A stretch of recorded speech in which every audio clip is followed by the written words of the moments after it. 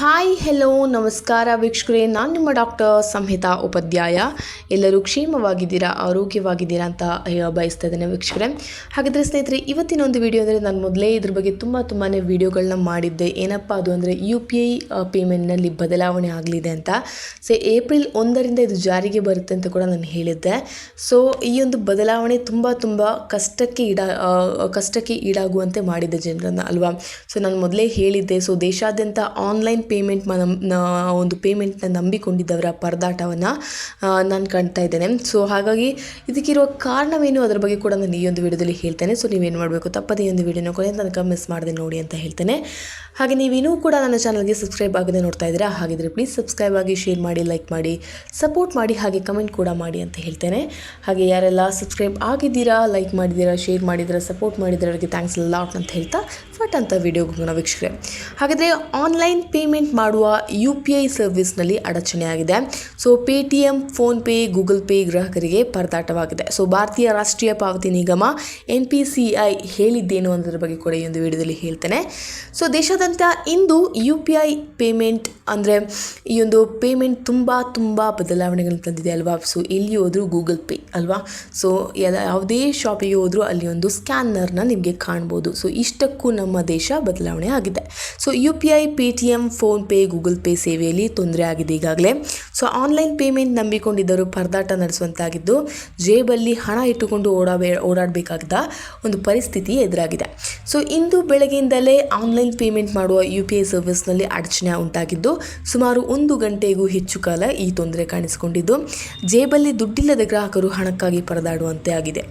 So ಈ ದೇಶಾದ್ಯಂತ ಆರ್ಥಿಕ ವ್ಯವಹಾರದ ಮೇಲೆ ಇದು ಪರಿಣಾಮ ಕೂಡ ಬೀರಿತು ಅಲ್ವಾ. ಸೊ ಖಂಡಿತವಾಗಿಯೂ ಬೀರುತ್ತೆ, ಯಾಕಂದರೆ ನಿಮ್ಮ ಕೈಯಲ್ಲಿ ಹಣವಿಲ್ಲ, ಜೇಬಲ್ಲಿ ಯಾರೂ ಕೂಡ ಈಗ ಹಣವನ್ನು ಇಟ್ಕೊಳ್ಳೋದಿಲ್ಲ ಅಲ್ವಾ. ಡಿಜಿಟಲ್ ಆಗಿ ಹಣವನ್ನು ಇಟ್ಕೋತೀರಾ ಹೊರತು ಯಾರೂ ಕೂಡ ನಿಮ್ಮ ಜೇಬಲ್ಲಿ ಹಣವನ್ನು, ಪರ್ಸಲ್ಲಿ ಅತಿಯಾದ ಹಣವನ್ನು ಇಟ್ಕೊಳ್ಳೋದಿಲ್ಲ.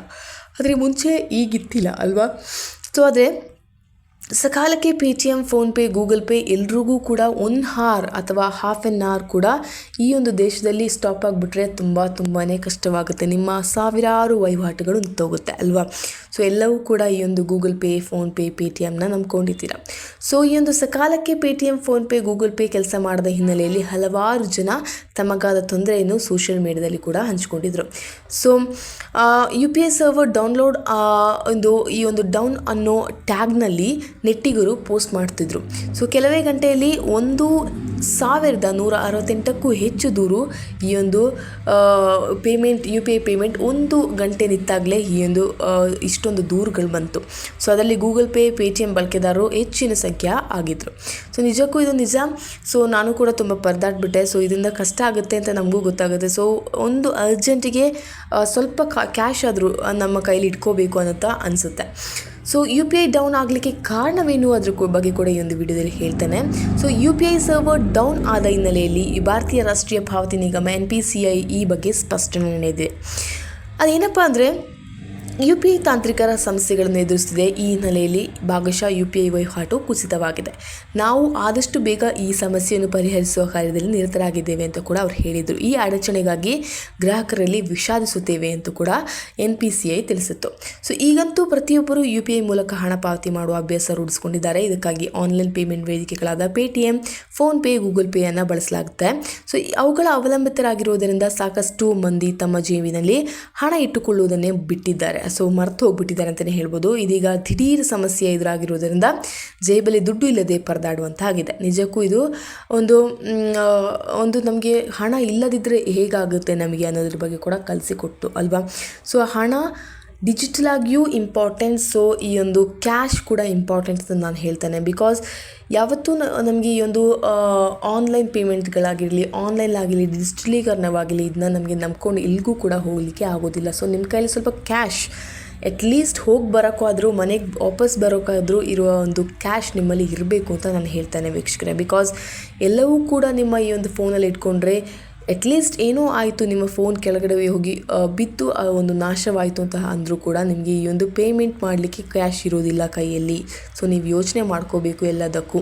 ಸೊ ನಾನು ಕೂಡ ತುಂಬ ಸಲ ಹೀಗೆ ಮಾಡಿದ್ದೆ, ಬಟ್ ಅದರ ಮೂಲಕ ನಾನು ತುಂಬ ಕಲಿತಿದ್ದೆ ಪಾಠ. ಬಿಕಾಸ್ ಯಾಕಂದರೆ ಈ ಒಂದು ಗೂಗಲ್ ಪೇ, ಡಿಜಿಟಲ್ ಪೇ ಇವುಗಳನ್ನೆಲ್ಲ ನಾವು ನಂಬ್ಕೊಂಡು ನಾವೇನು ಮಾಡ್ತೇವೆ, ನಾವೆಲ್ಲಾದ್ರೂ ಶಾಪಿಂಗ್ ಮಾಲ್ಗೆ ಹೋಗ್ತೇವೆ ಅಥವಾ ಏನಾದರೂ ಒಂದು ಬೈ ಮಾಡೋಕ್ಕೆ ಹೋಗ್ತೇವೆ ಅಥವಾ ಏನಾದರೂ ಒಂದು ದೊಡ್ಡ ವಹಿವಾಟಿಗೆ ಹೋಗ್ತೇವೆ. ಅಲ್ಲಿ ನಮ್ಮ ಒಂದು ಸರ್ವರ್ ಬ್ಯುಸಿ ಆಗಿರಲಿ, ಯಾವುದಾದ್ರೂ ಒಂದು ಪ್ರಾಬ್ಲಮ್ಗಳು ಅಡ್ಡವಾಗ್ತಾ ಬರುತ್ತೆ. ಸೊ ಇದರಿಂದ ನಿಮಗೇನಾಗುತ್ತೆ, ಅಲ್ಲಿ ನಿಮ್ಮ ಟೈಮ್ ಕೂಡ ವ್ಯತ್ಯಯ ಆಗುತ್ತೆ. ನಿಜಕ್ಕೂ ಗೂಗಲ್ ಪೇ ಈ ಒಂದು ಪೇಮೆಂಟ್ಸ್ ಏನಿದೆ ಇದು ಕೂಡ ಇಂಪಾರ್ಟೆಂಟ್. ಬಟ್ ಏನು ಹೇಳ್ತಿದ್ದೇನೆ ಅಂದರೆ, ನಿಮ್ಮ ಕೈಯಲ್ಲಿ ಒಂದು ಅನಾವಶ್ಯಕವಾಗಿ ಹಣ ಬೇಡ, ಆದರೆ ಅತ್ಯವಶ್ಯಕವಾಗಿ ಹಣವನ್ನು ಇಟ್ಕೊಳ್ಳಿ ಅಂತ ನಾನು ಹೇಳ್ತೇನೆ. ಸೊ ಇದು ನನ್ನ ಒಂದು ಪರ್ಸ್ನಲ್ ಅನಿಸಿಕೆ. ನಿಮಗೆ ಏನು ಅನಿಸುತ್ತೆ ಅದರ ಬಗ್ಗೆ ಕೂಡ ನೀವು ಕಮೆಂಟ್ ಮಾಡಿ ತಿಳಿಸಿ ಅಂತ ಹೇಳ್ತೇನೆ. ಬಿಕಾಸ್ ಚಿಕ್ಕದಾದಂತಹ ಒಂದು ವ್ಯತ್ಯಾಸ ಈ ಒಂದು ಗೂಗಲ್ ಪೇ ಹಾಗೂ ಫೋನ್ಪೇ ಹಾಗೂ ಪೇಟಿಎಮ್ ಮೇಲೆ ಆದರೂ ಕೂಡ ನಿಮಗೆ ಅದು ತೊಂದರೆ ಆಗುತ್ತೆ ಅಂತ ಹೇಳ್ತೇನೆ. ಓಕೆನಾ? ಸೊ ಇಂದು ವಿಡಿಯೋ ನಿಮಗೆ ತುಂಬಾ ಹೆಲ್ಪ್ಫುಲ್ ಆಗಿದೆ ಅಂತ ಅಂದ್ಕೊಳ್ತಾ ಈ ಒಂದು ವಿಡಿಯೋದಲ್ಲಿ ಸ್ಟಾಪ್ ಮಾಡ್ತಾ ಇದ್ದೇನೆ. Until then see you, it's me doctor Samhita Upadhyaya. Thank you, ಧನ್ಯವಾದಗಳು.